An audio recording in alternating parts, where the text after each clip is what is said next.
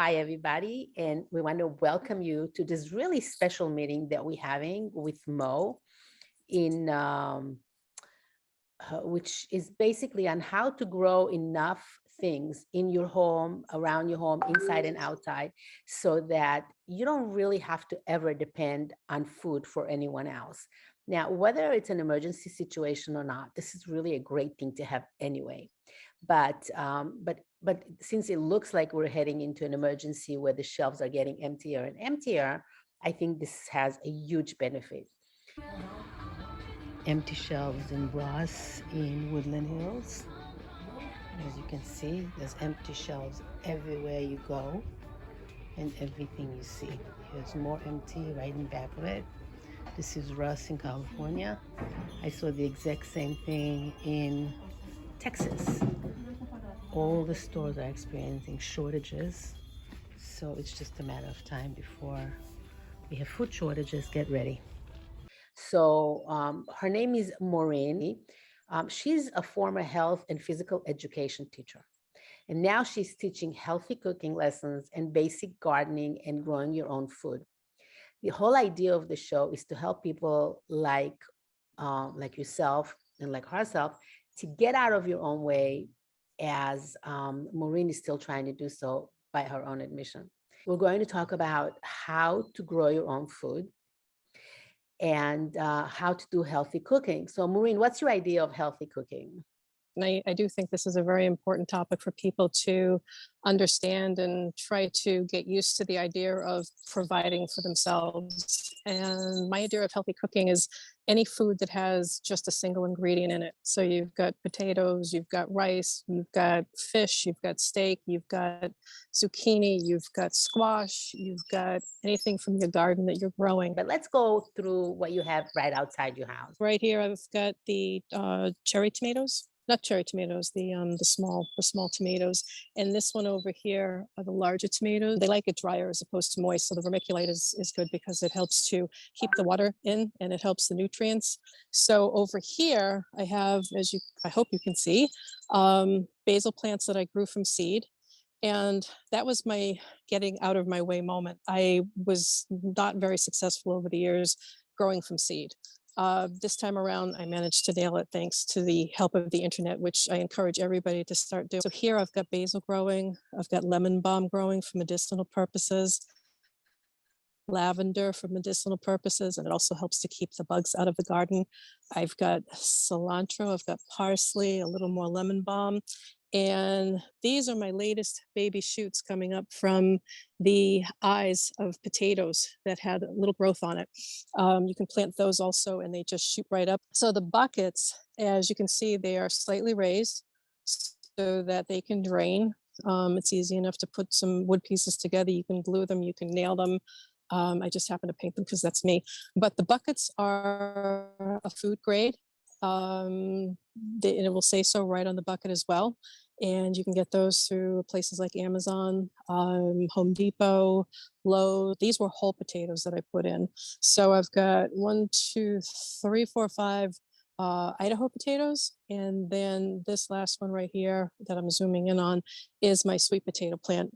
Here is where I would love to share one of my big boo-boos, but this is really funny. Can you see the enormity of this plant that's sitting in the raised bed?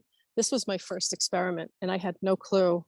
I was still researching in late April, early May. And this was I cut the eye. So in other words, the root is coming out of the fingerling potato, which is one of the smallest potatoes you could possibly have. And I just cut the eye off. I didn't even plant the potato. I just cut the eye off and I planted it, covered it with dirt and said, okay, let's see what happens. And I cannot begin to tell you, this is only 8 weeks of growth. And Wow. I'm just wondering how many fingerling potatoes I have under there. We'll find out in a couple of weeks when it's starting to flower. If you can see the flower. So it usually takes 2 to 3 weeks for the plant to turn yellow and pretty much wilt and keel over. And then that's when I can go sticking my hand in there and start digging out my fingerling potatoes. And the same holds true for the other potato plants, just so that people know each 5-gallon bucket will yield approximately 4 to 5 pounds of potatoes. One of the biggest mistakes I made was not doing my research to see how big these leaves and stems would grow in these potato plants. And again, mistakes are made. It's how you rebound from them, right? So somewhere in here are my carrot plants. These are carrots, but they're not getting much sun, are they? But this was all pretty basic, and it really did not take, I have to be honest, it did not take a lot of effort, and it didn't take a lot of time. One of the things you can see now with this tomato plant, I struggled with this one. The leaves look like they're dying. They were turning yellow. It's hit or miss. Too much water. Did I put enough of the food in? The plants all need food once a week. Somewhere I made a mistake, but if you notice, so far so good. The tomatoes seem to be okay. Over here, that's my hibiscus. I'm growing hibiscus to make hibiscus tea. I have thyme from seed growing. It doesn't look like much, but again, pretty thrilled that I was able to grow something from seed. Here I have a basil plant because I wasn't sure if the seeds would work. And so I planted this one and it was huge. So I cut it back the other day and not even realizing already I've got basil growing back. So one of the things I was not really too knowledgeable on, but I'm learning, is that you cut things back, you cut things down. This time of year, they keep growing and they'll come back, which is great. So the dill I'm struggling with, and again, it's a learning process, but I managed to harvest most of the dill off of that. And I now have that in long-term storage. And we also have, I have parsley, I've got parsley for the dog to add into his food. I have cilantro is here. I've got rosemary growing. So I like to have a lot of herbs to go with my food for flavoring. Oh, did you want to see the tower garden? These are all of the, I don't know if you can see the pods, my finger. Yeah, we can see. And you can see that some of them, they struggle. They're going to take a long time, but I don't know if you can hear the tower garden going. That's the water. It turns on every 15 minutes for 2 minutes.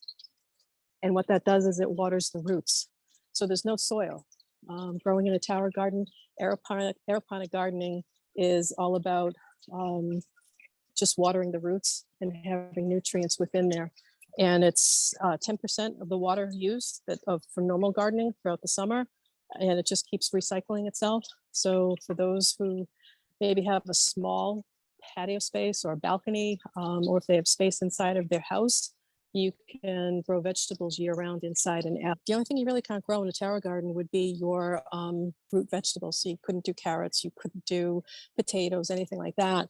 But you could do zucchini, you can do squash. Start simple. If it's something you've never gardened before and you don't want to spend the money and the time because you think, oh, like me, I've got 2 black left thumbs.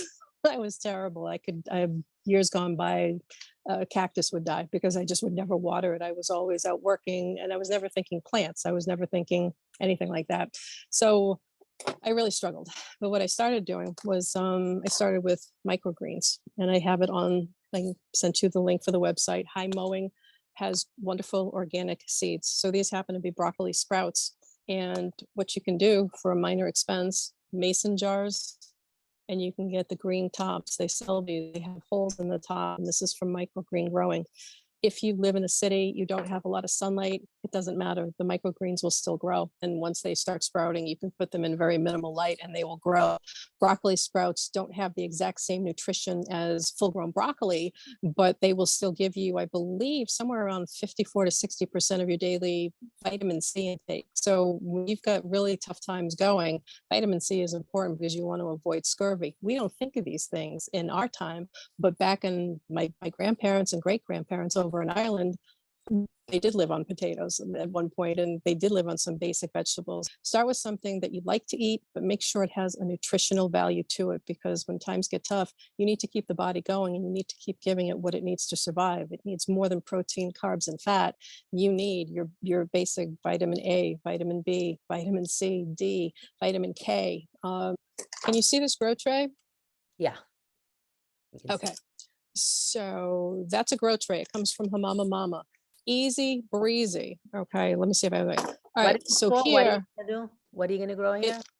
this is kale sprouts. Now we got kale sprouts. This is a second way, a second method you can grow. So what you do is you just take water and you fill it in the tray. Easy breezy, right up to the line. And then what you do, it'll say when they send them, if it's broccoli, if it's kale, if it's a salad mix, it'll say right at the bottom, they give you a card and it says open here. I'll tell you where to open it. First time I did this, I was like, what am I doing? It really is easy. So I have issues with the tab here. Okay, so what you end up pulling out, it looks like this, and this is a seed quilt. So on this is the side that goes in the water and it soaks in. The longer it soaks, it gets to the sprouts, and this paper that's covering it, after about 3 to 5 days, you'll see the paper starting to tear away, and you'll see the sprouts shooting up. So all I did was put water in the pan, and then I take the quilt, the seed quilt, and I just put it in the water and I put it by a window. Doesn't have to have a lot of light, just like daylight of some sort. And within 5 to 10 days, you'll have some really great sprouts. I was really surprised. I was pleasantly surprised. And those are the things that kale is another one that's packed with nutrition. So what you just put together looks really easy. You just put some water and you just put that in. It does. It doesn't get any. Doesn't get any easier than that. Yeah. What brand is it? Is it a brand like? It's Hamama Mama. If you go to hamamamama.com. Spell it for me. HAMA Hamama. HA Mama. HAMAMA. So it's hamamamama.com. hamamamama.com. Nutritious. And if you go on their website, you will see that they have cabbage. The cabbage was great. Sprouts. So you're getting so much nutrition. You can get cabbage over there, sprouts. You can get cabbage, you can get arugula, you can get kale, you can get fungric, you can get all kinds of sprouts. And all of those, all you need to do is take a tray, put water, put that in. Do you have to water it? How do you maintain it? Nope. That's it. You fill it to the line and it grows. If you have a southern exposure and you have a hot sun, then I would say go back and check the tray for water, because the water will disappear. It'll evaporate. So, but if you just are in a New York City apartment and you don't get much light and you get a little daylight coming in, it should be fine. Buying that tray and those things to start with is really a great idea, because once you see something grow, you get excited and then you want to try. You do. Right? You do. I got so excited and I was like, I didn't kill it. This is great. It's growing. I can eat it. It tastes good. So far the Hamama Mama seed quilts, I've managed to make some really, really nice soups, and they've been wonderful additions to my salads and my smoothies. I was asking, how much food does that yield? One of these seed quilts, I used in 2 pots of soup. Yeah, hi. I've always wanted a garden. Growing up in the suburbs, but New York it's very, space is at a premium, but this sounds very exciting. But in terms of just practically speaking, we're looking for sustainability and long-term harvesting. So just wondering if one tray and at the expense of like $70-$80 gives you 1 pot of soup. So how would that be sustaining? No, she said 1 week. She said 1 week's worth of soup. Oh, it would be 1 week's worth, and it wouldn't be 70. It's 17. I'm on a shipping plan. It's $17 a month, and I get 3 seed quilts. Something that you reuse, or you just use it, you grow it, and then you have to get a new one? No, then you would have to get a new one. You only get one turn at that. Like, how much time would you have to invest daily?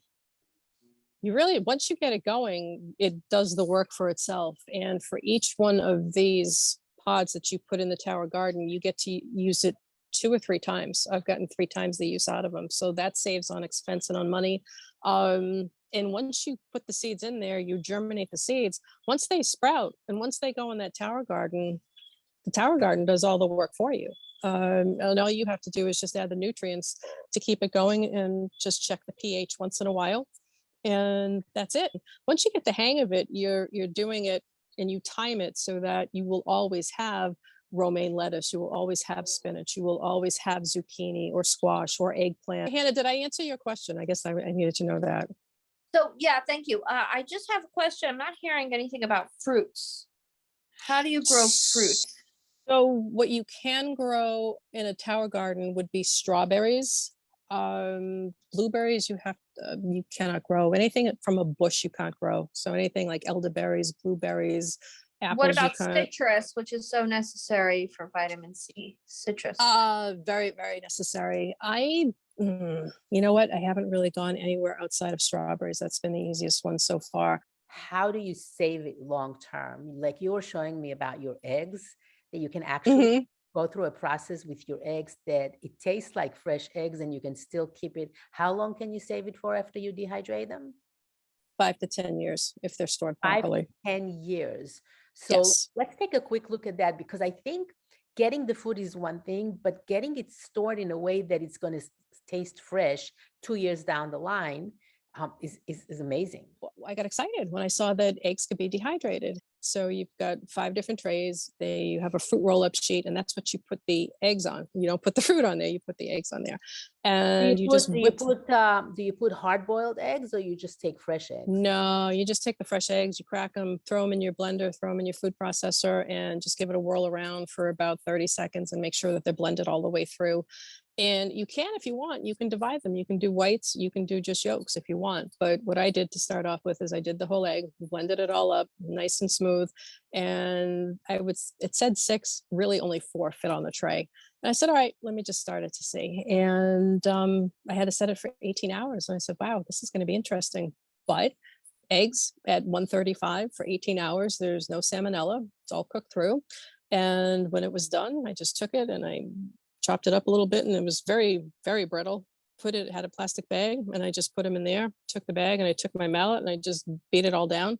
You can, if you have a spice grinder, put it in a spice grinder to do it. I don't have one, so I just took my mallet and I just chopped it all off. You take it and then you put it in a mason jar, and the mason jars come with the lids. You take an oxygen absorber, you put that inside the jar to keep the oxygen out. You put the first lid on, not the ring or the screw top, just the lid, and you take it and you use your food saver. I bought a food saver, and you put the lid on that, press the button, and you hear this noise, and it keeps going and going, but it's like higher, higher, higher, and all of a sudden it comes to a stop. You take the top off, you tap it, you try to pick the lid off. If it doesn't come off, you've got the perfect seal. The oxygen absorber inside will help to keep the oxygen out. You've gotten all the air out of the jar. Use a smaller jar, because once you open it, if you don't use everything up, you have to put another oxygen absorber in and go through the process again to help protect and preserve the rest. So 1 egg, if you wanted to, or if you had 2 people and you wanted to make an omelet and you use 3 eggs, you would use 3 tablespoons of your dehydrated egg mix. You mix it with 2 tablespoons of water per egg. So you'd have 6 tablespoons of water. You mix it all up, blend it, and just put it in the pan. You can make scrambled eggs. You can put your veggies in the pan, saute them up, and throw the egg mix How in does it, it and you'd taste? have an omelet. How does it taste? It tasted like eggs. We can do that with all foods too. You do that with all your vegetables. So if you have an abundance of vegetables, you have an abundance of tower garden vegetables, you can dehydrate kale, you can dehydrate spinach, you can dehydrate everything. So getting a Everything. dehydrator is a good idea. And There's 2 different kinds of canning methods. One of them is the dry canning with the food preserver, food saver, and the other one is wet canning. That was a great demo, and I wish that I could get more into it, but realistically, I just don't know how likely that is. All my life, I've shopped at stores, and but you go around the corner and you come back with 4 bags of food, and that's shopping for the week. So, And I hear you, because that was me. And some that was days all I of us. didn't, I I mean, didn't that's even come how we home. grew up. Yeah, That's of how course. we grew up. Yeah, right. The idea here is Yeah. start playing with it and to start experimenting a little bit, not big. Like I like the tray that you showed, that you just buy a thing and you put The in. trays, the Start with that. seeds quilts are perfect to start off with. So that's really the strongest question, is like, how likely is it that in 2022 people are going to go starving without food from. I don't know. Go look at the Netherlands. What's going on in the Netherlands? How likely Yep. was it last year that in the Yep. Netherlands you walk into a store and all the shelves will be empty? How likely was it in 2020 that if you want to buy a car, you have to wait 8 months for it? How likely was it in 2019 that if you want to buy a sofa, you have to wait 6 months for it? It wasn't very likely. I couldn't even buy a bicycle. All the bicycles come from Taiwan. Yeah, so But the shortages but are now you- already. And what about baby food? Baby food was all of a sudden not available. How likely was that to happen? So not having anything prepared, not doing anything, is kind of like waiting until the boot is on your face to say, oh my God, I should have and I could have. I think starting to play with the idea and starting to actually work on things that are simple is a really great idea now. Hopefully, we'll never have empty shelves. We're all hoping for that. But if we do have it, we don't want to be stuck saying, oh my God, all I can do is go to the market and now the market is not there. What do I do? The storm is brewing. Maybe something will happen and it's not going to be as bad as we think it is. I'm definitely praying for that. But Yeah, I don't let's know be how much practical. I more- mean, let's be practical. When the Jews in Germany were told that Jews were being killed, it was like, oh my God, how likely is that to happen? And when it became illegal to be a Jew, oh my God, what's likely? Let me just be quiet. So eventually, yeah, it happened because all the road signs are there. All the everything is pointing to that. So just hoping that it won't happen and not doing anything, that's fine too. People are Well, doing yeah, that. well, I think what we're going to need realistically is a much bigger supply. My little plant that takes three to 6 months to grow is not going to feed my family. May I? In a tower garden, your lettuces will grow in 3 weeks. It grows in less than half the time that it would take in a normal garden. Everything grows in less than half the time. And if you're afraid to start, then you'll never get anywhere. The idea is to start thinking about, let me start with a little bit and grow so that in 6 months, in a year, you'll have everything set. Nothing happens overnight. You don't walk in one day to a market and it's full and the next day it's empty. If you've noticed, the shelves are slowly getting emptier and emptier, right? So eggs disappeared and then they returned. And now they're back and they're expensive. More, twice as much. And that's why the farmers are saying that next year they're not going to have the crops. They're not going to be able to afford it. So not going to be able to afford the oil, the diesel, even, and just those prices alone, just to transport everything, they're not going to be able to afford it. It's definitely a possibility. Let's put it this way. There's a very likely possibility that we're going to have to worry about our own food. I think bartering, getting a community together is also really important. Yes, because it is overwhelming to do it all. It's Absolutely. overwhelming. I mean, I would be interested to get a group of people. I mean, I can't do it myself. But if there were people that band together and each one grew a tower garden and had like one pot of something in the backyard, and I've got a bit of a patch of land, maybe 20 by 10. That's it. Patch of land in the backyard. But you need to start talking to your friends. You need to start talking to your neighbors. You need to seek out the CSAs. And not just like just Tippy talking, said, and not necessarily just talking. Get one tower, get one tray, get something, and tell your neighbor, look, this is so easy. Why don't you do one? Right. Like even between Brooklyn and Queens, it's not such a long way off. Between Long Island and Brooklyn, it's not such a long way off. You can still. I can think of two other friends who would do it. And then a woman who does a group, Fortune, like she would be a good purveyor for something like this. She already has a garden.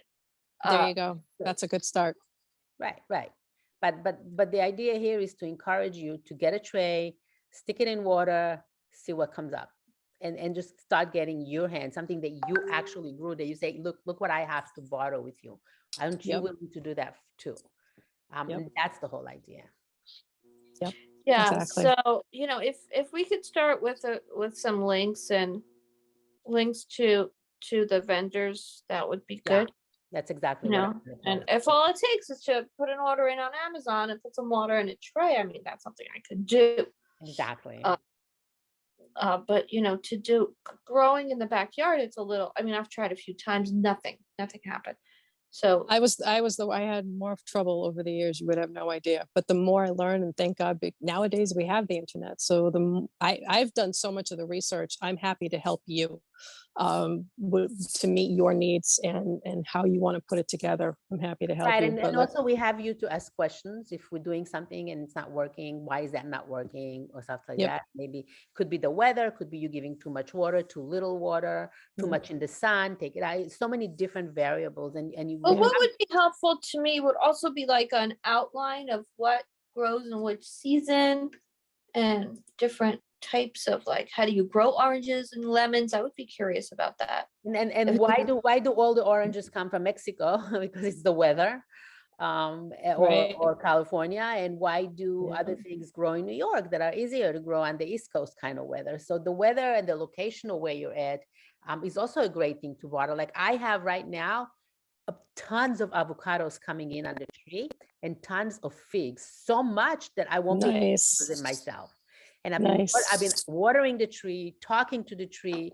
When I came here, there was 0 seeds growing. So bartering and working with each other, I think that's really the answer. Because if we don't Yeah, have, we would have to get a big enough community. I mean, maybe the Stillman community out in where are they? That homestead community out in Arkansas.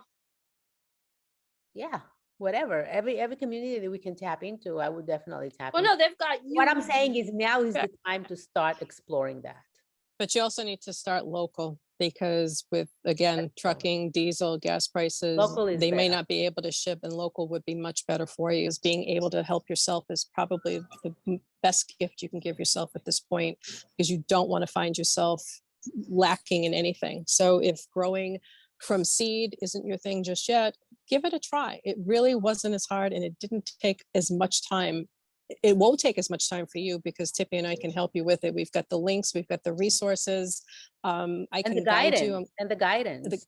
And the guidance, just it's like I'm a gardening general contractor. If you want to grow potatoes, here are the links you want to watch. These are the 2 best videos, and look how it's working in my garden. It'll work for you too. And with a little effort and a little time, it would definitely be worthwhile. And take it a step at a time. Don't let it overwhelm you. But if you start now and you just do a little bit of research, maybe a half an hour on the weekends, you'll start to become intrigued and you start to learn, and it's definitely worthwhile.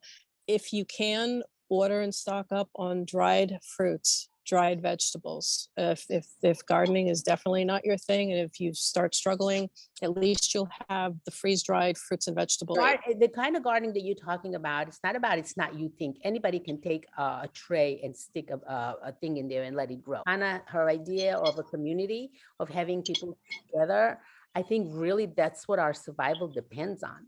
And that's Yep. one of the reasons that I'm getting here together, is to unite people. I want Batya to know Hannah is there so they can each go with each other. I want Edie to know Yes. that Batya is there and that you're there and that I'm here, so that we can actually reach out. So I want to take it out of the chat room into the Zoom, so we get a step further. And then you can come out from behind the camera. And then the next step will be, okay, let's work together and do whatever it is that you want to do. It's not like a hard work. It's going to be much harder not to be together. It was highly enlightening. I think that would be great to get more people involved. Just asking the question, who would like to get into barter, a cooperative community of organic whole foods and bartering. I think that would be, even just that alone would be a great draw.